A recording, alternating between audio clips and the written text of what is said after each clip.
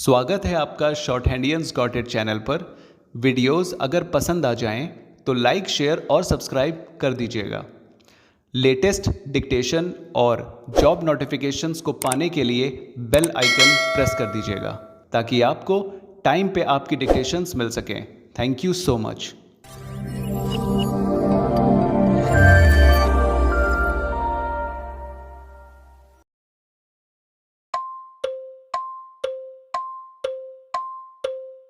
Ready? Start. Bring no message of hope. It seems that the only hope lies in UNESCO, which asks to achieve unity in the field of education, science, agriculture, even among those who are politically divided.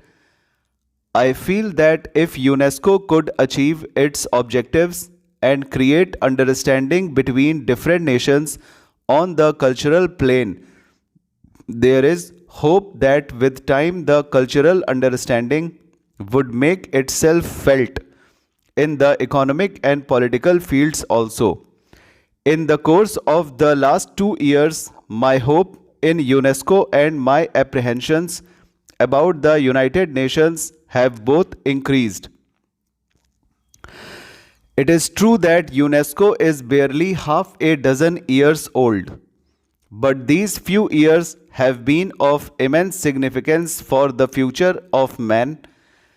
This period has revealed fissures in our political and intellectual attitudes, which, unless they are checked on time, may well involve the whole of humanity in one common run.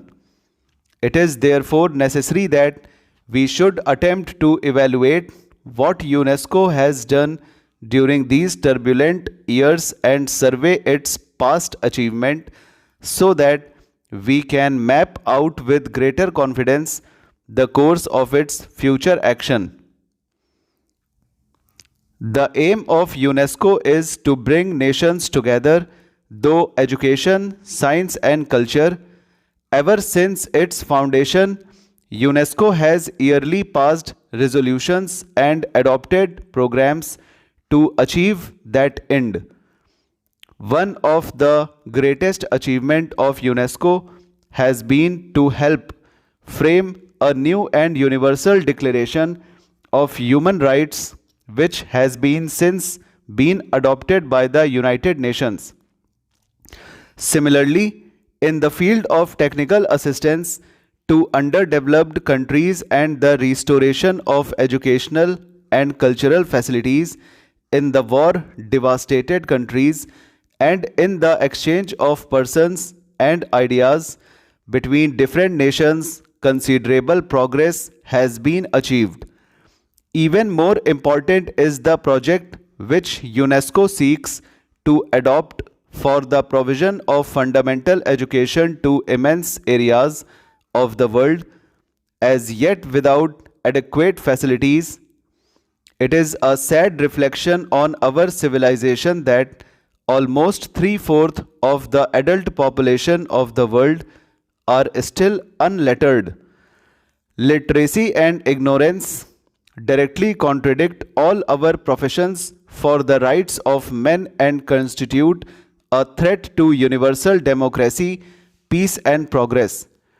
I should like to congratulate UNESCO upon its realization that it is only by improving the human material through education in the less fortunate areas of the world that prospects of world peace can be secured. While no one can for a moment question the program of UNESCO in these fields, I feel sure that you, Mr. President, and you, Mr. Director General, will agree with me that UNESCO cannot succeed in its objectives so long as the fear of war and destruction cripple the creative energies of man. Unless this threat can be averted, all our efforts to advance education, science, and culture seem a mockery. If the world is to be saved from disaster, we must, as intelligent men and women, Decide what steps UNESCO can take to avoid the threat of war.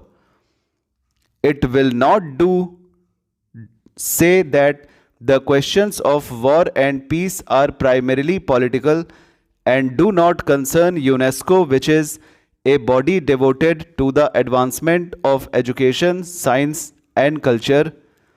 That cannot be so always as such.